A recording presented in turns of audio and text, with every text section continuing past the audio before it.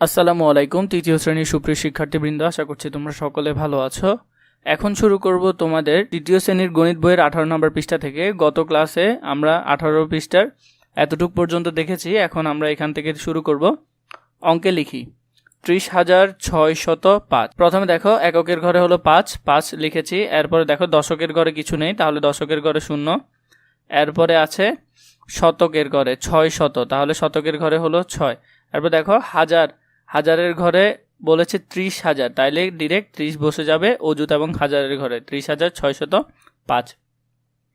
57,563। প্রথমে দেখো 63, দশকের ঘরে 6, এককের ঘরে 3, 57,000, তাহলে প্রথমে হাজার এবং অযুতের ঘরে 57,500, তাহলে শতকের ঘরে 5 এবং 63। 87,000, ডিরেক্ট 87,007, তাহলে 87,000 লিখলাম এবং শত এবং দশকের ঘরে কিছু নেই, তাই 0 আর 7 লিখলাম।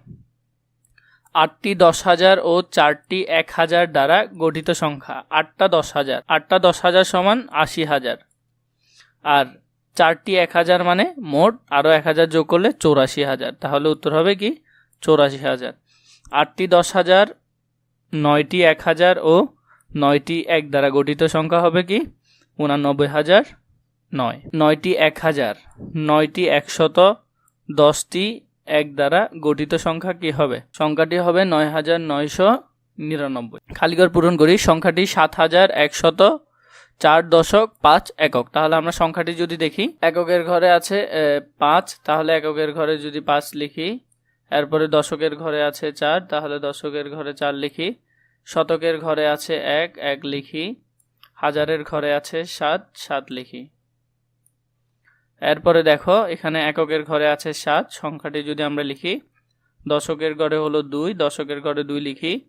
হাজারের ঘরেও দেখো এখানে কিন্তু শতকের ঘরে নেই, তাহলে কিছু নেই যখন 0। হাজারের ঘরে আছে 2, তাহলে 2027। এই সংখ্যাটি দেখো 5,006, এককের ঘরে আছে 6 লিখি।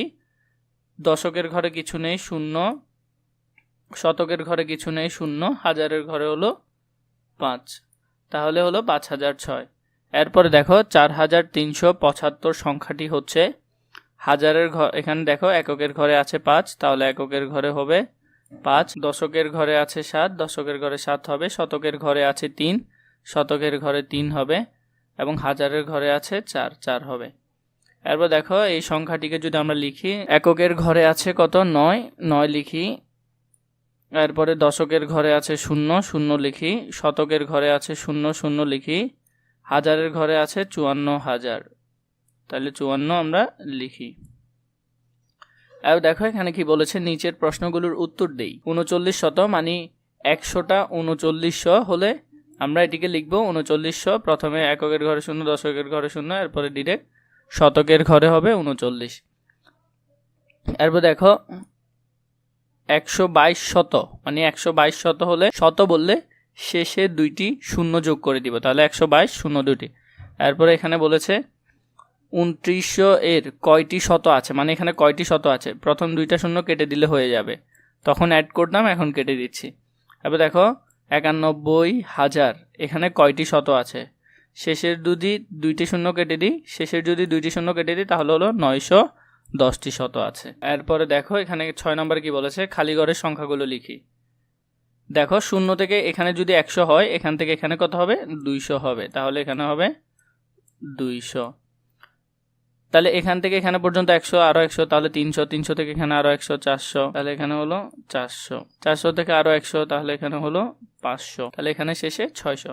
এরপর দেখো এখানের ক্ষেত্রে কি হয়, এখানে কিন্তু এটাতে 2300, তাহলে 100 করে বাড়তেছে, এখানে হবে 2400, তাহলে এরপরে 25, 2600, 2700, এখানে হবে 2800, তাহলে এটাতে হবে 2900। তারপর 7 নম্বর দেখো সংখ্যাটি কত। একটি সংখ্যা 12,999 থেকে 1 বেশি, তাহলে এটার সাথে যদি আমরা 1 যোগ করে দিই, তাহলে সংখ্যাটি কত হয়ে যাবে, বরাবর 13,000 হয়ে যাবে। তাহলে দেখো এখানে যদি আমরা যোগ করি, তাহলে এখানে কত হয়ে যাবে 13,000। একটি সংখ্যা 30,000 থেকে 1 কম, তাহলে এখান থেকে 1 কমলে সবগুলো কি হয়ে যাবে, বিয়োগ করলে কত হয়ে যাবে 9 হয়ে যাবে। এরপর দেখো একটি সংখ্যা 10,000 থেকে 10 কম, 10,000 থেকে 10 কম হলে সেটি 9,990। একটি সংখ্যা 49,900 90 থেকে 10 বেশি, তাহলে এটি হলে 10 যোগ করতে হবে, মোট হবে 50,000। এবার 8 নাম্বার দেখো, খালি ঘরে আমরা চিহ্ন বা প্রতীকগুলো বসিয়ে বড় থেকে ছোট তুলনা করি। সবসময় মনে রাখবে এই ঘরটি যার দিকে মুখ করে থাকবে সে বড় এবং যার দিকে উল্টো হয়ে থাকবে সে ছোট। তাহলে এখানে দেখো প্রথমে আমরা যদি খেয়াল করি শতকের ঘরে এখানে 9, এখানে 9, এখানে 7, এখানে 5, তাহলে এই সংখ্যাটি বড়, তাহলে এখানে হবে এই ধরনের, এটির দিকে মুখ করে থাকবে কারণ এটি বড়। এখানে হলো যে প্রথমে এখানে হাজারের ঘরে 8, এখানেও হাজারের ঘরে 8, এখানে শতকের ঘরে 4, এখানে শতকের ঘরে 5, তাহলে এই সংখ্যাটি বড়, তাহলে এটি এটার দিকে মুখ করে থাকবে। 3 নম্বরে খেয়াল করো, এখানে অযুতের ঘরে 1, এখানে অযুতের ঘরে 1, এখানে হাজারের ঘরে 7, এখানে হাজারের ঘরে 7, এখানে শতকের ঘরে 7, এখানে শতকের ঘরে 8, তাহলে এটিতে বেশি, তাহলে এটির দিকে মুখ করে থাকবে। এরপরে দেখো এখানে এই সংখ্যাটি প্রথমে অযুতের ঘরে 3, এখানে অযুতের ঘরে 3, এখানে হাজারের ঘরে 7, এখানে হাজারের ঘরে 8, তাহলে এই সংখ্যাটি বড়, এটির দিকে মুখ করে থাকবে। এখানে দেখো প্রথমে দেখো এখানে অযুতের ঘরে 1, এখানে অযুতের ঘরে 1, এখানে অযুতের ঘরে 1, এরপরে এখানে